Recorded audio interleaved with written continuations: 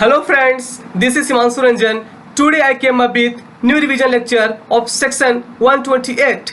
Section 128 defines maintenance of books of accounts.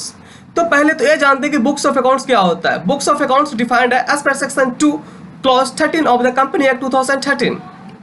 Books of accounts में आता है जितना भी कंपनी परचेज सेल करता है, रिसिप्ट पेमेंट करता है और asset and liability of a company, सब बुक्स ऑफ अकाउंट्स में आता है. तो बुक्स ऑफ अकाउंट्स हो गया, बट ये सबसेट है, इसका सुपरसेट है books and paper. Books and paper defined है as per section 2 clause 12 of the company act 2013. जैसे बुक्स ऑफ अकाउंट्स में जैसे हम लोग बुक्स ऑफ अकाउंट्स पढ़े थे, वैसे ही बुक्स एंड पेपर का भी बहुत सारा चीज इसमें इंक्लूडेड है. बुक्स एंड पेपर में आता है books of accounts, deed, voucher, writing document, minutes, register.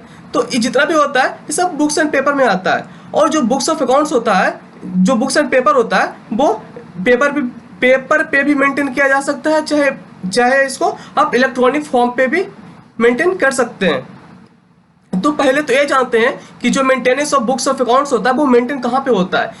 जो बुक्स ऑफ अकाउंट्स मेंटेन होता है ये कंपनी का रजिस्टर्ड ऑफिस पे मेंटेन होता है.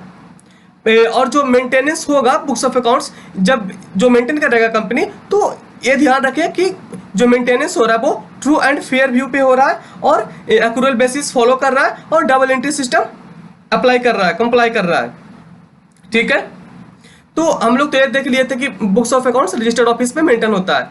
बट कभी ऐसा भी हो सकता है कि company books of accounts registered office पे मेंटेन नहीं कर रहा है, तो कहीं और भी अगर बोर्ड ऑफ डायरेक्टर चाहता है तो कहीं और भी मेंटेन कर सकता है. तो जिस दिन अगर किसी और जगह पे अगर बुक्स ऑफ अकाउंट्स मेंटेन किया कंपनी, तो 7 दिन तक कंपनी का रिस्पॉन्सिबिलिटी है कि आरओसी मीन्स रजिस्ट्रार को इन्फॉर्म कर दे कि जो बुक्स ऑफ अकाउंट्स है वो अदर जगह मेंटेन किया गया है.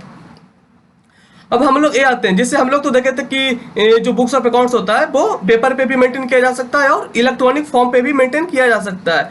तो जैसे इलेक्ट्रॉनिक फॉर्म पे मेंटेन किया जाता है वो rule 3 of the company account rules 2014 में डिफाइंड है.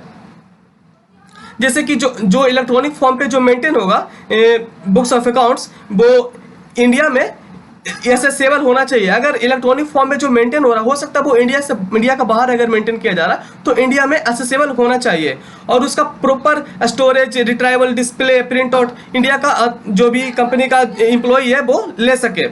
और जो कंपनी है ये बोलता है कि द कंपनी सेल इंटीमेट, ये जो कंपनी होता है ना, जो आरओसी का तो हर साल फाइनेंशियल स्टेटमेंट फाइल करता है ना, हर साल ये तो कंपलसरी होता है.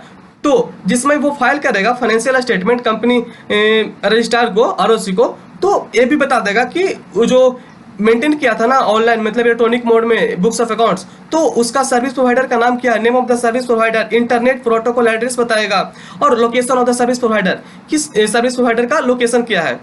पहला तो ये बताएगा कि name of the service provider, दूसरा ये बताएगा IP address means internet protocol address बताएगा ऑफ डेट सर्विस प्रोवाइडर, फिर ये बताएगा location of the service provider.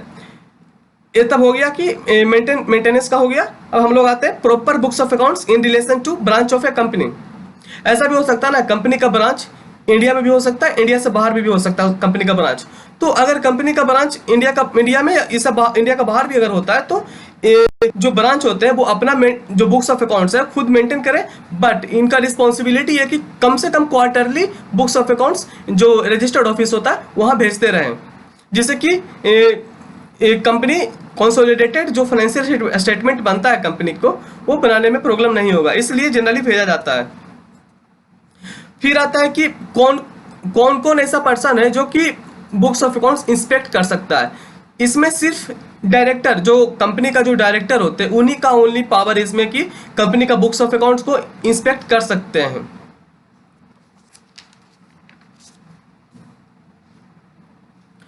तो कंपनी में तो जो डायरेक्टर है वो इंस्पेक्ट कर सकते हैं.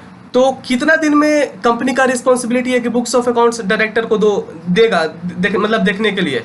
तो जिस दिन अगर डायरेक्टर को लगता है कि मेरे को बुक्स ऑफ अकाउंट्स इंस्पेक्ट करना है, तो इन्फॉर्म करेगा कंपनी को.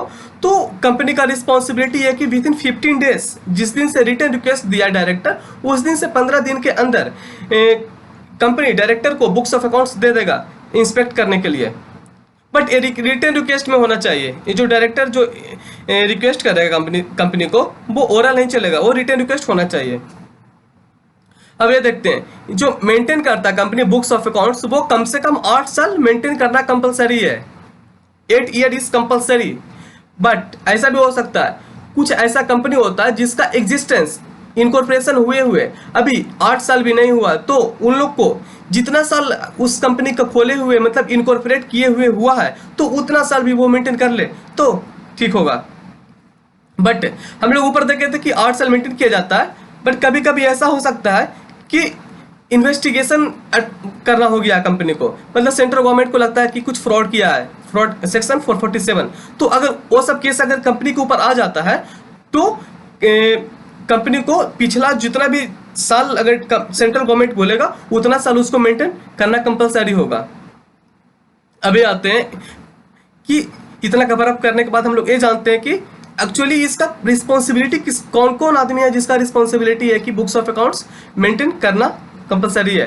तो एमडी हो गए, मैनेजिंग डायरेक्टर का रिस्पॉन्सिबिलिटी है बुक्स ऑफ अकाउंट्स मेंटेन करना। MD, WTD in-charge of finance, WTD in-charge of finance हो गया, और चीफ फाइनेंशियल ऑफिसर, ये सब का रिस्पॉन्सिबिलिटी है कि बुक्स ऑफ अकाउंट्स मेंटेन होना चाहिए कंपनी में।